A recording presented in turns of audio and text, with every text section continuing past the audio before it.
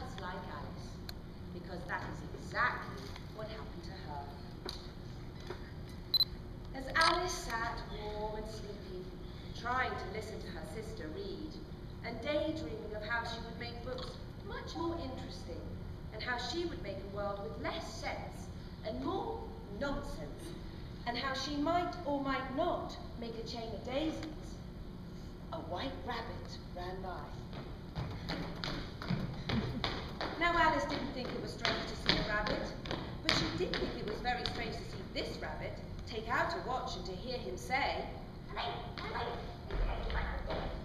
which is why Alice, curious, jumped up and followed the white rabbit right into his rabbit hole. Which is how Alice, very curious, found herself suddenly falling and falling and falling and falling.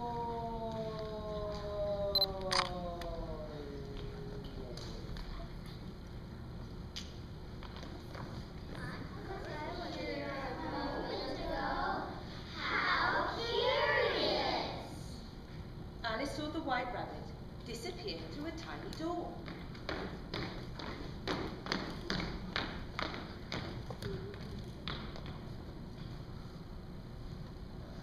Curiouser and curiouser, said Alice, who was so surprised she forgot how to speak correct English. She was much too big to fit through the rabbit-sized door, so she followed the directions on a bottle. Drink me.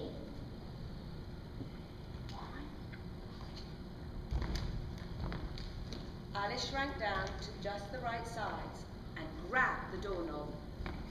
Locked. The key was, of course, on now a giant tabletop way above her head. Alice spotted a box of cookies marked Eat me.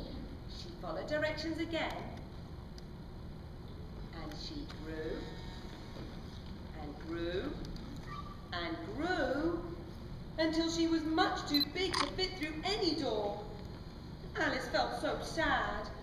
Now how would she ever catch up to the white rabbit?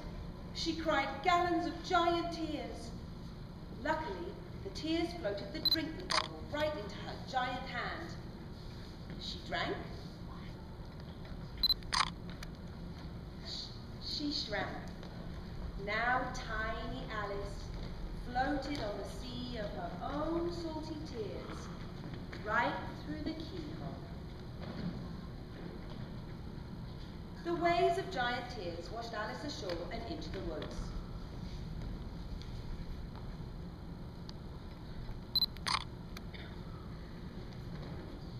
Something wiggled in the bushes, It must be the white rabbit. thought Alice, but it wasn't. It was two odd fellows named Tweedledee and Tweedledum. They didn't look at all helpful. But to be polite, Alice introduced herself. My name is Alice, and I'm looking for the white rabbit. She's curious. The oysters were curious too. And you know what happened to them. What did happen to the oysters? Oysters in a plate. Oysters in a plate. Everybody eat some oysters in a plate. Say oysters in a plate. Oysters in a plate.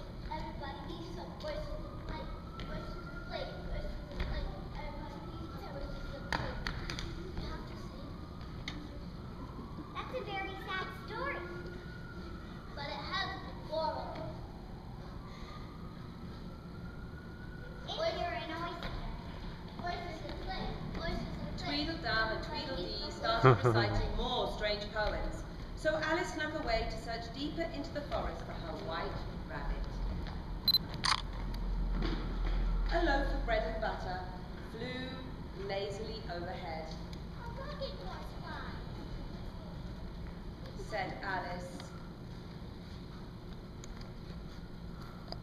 That's Said the rose. At least Alice thought it was a rose. nonsense. Flowers can't talk. Of course we can. If there's anything Alice thought this was wonderful. But have you ever had something you always thought was going to be wonderful turn out to be not so wonderful? Then you will know what happened to Alice next. The flowers talked. The flowers sang. La la la la la. Then the flowers started asking questions. What type of flower are you? What species are you? Then the flowers started yelling. She's a weed. The nasty flowers chased Alice out of their garden. Alice ran and ran and ran until she was right back where she started, lost. She was just beginning to worry when she saw a toothy smile floating on a tree. The smile turned into a Cheshire cat. If you'd really like to know, he went that way. Who did? The white rabbit. He did? He did what? What's that way?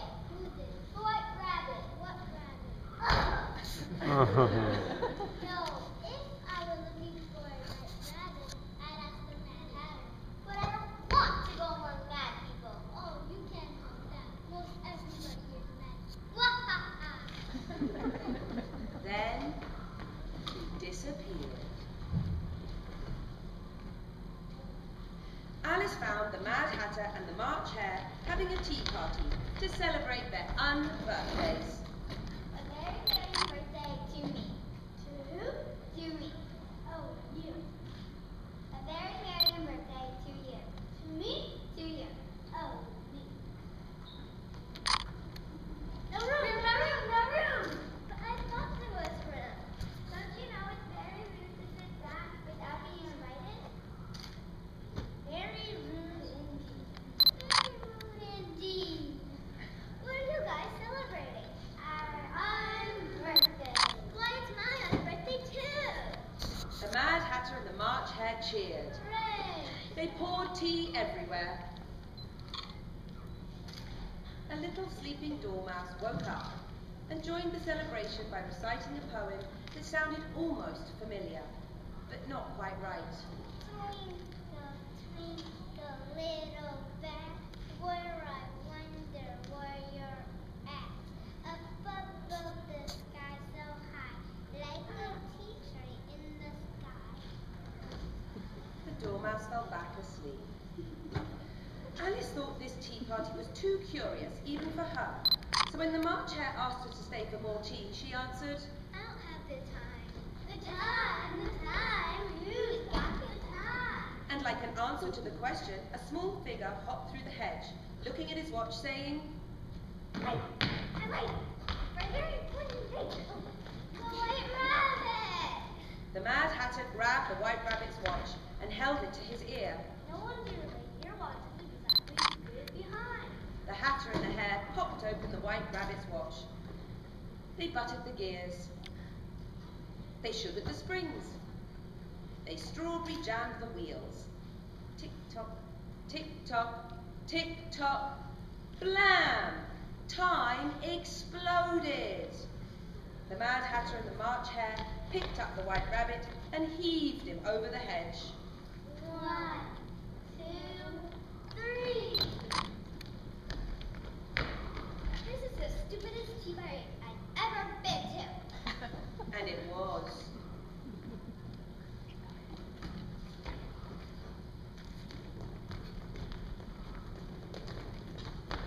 Alice ran to catch up to the White Rabbit. And I'm sure you know what happened next. She couldn't find him. I've had enough of this one, and I want to go home. But when she read the signs to find her way, they were no help at all.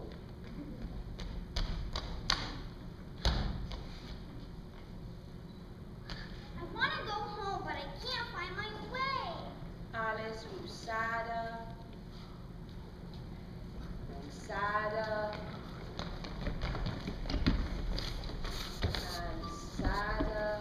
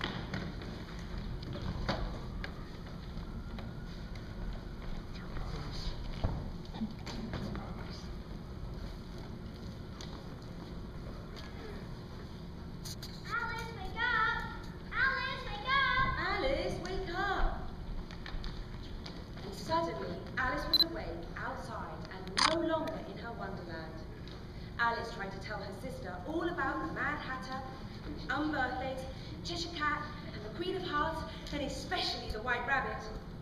But you know how it is with some people. Sometimes they get too grown up to understand. Come along, said Alice's sister. It's time for tea. Alice thought about her Wonderland and her White Rabbit. She decided she would remember them for all time, no matter how grown up she might ever be.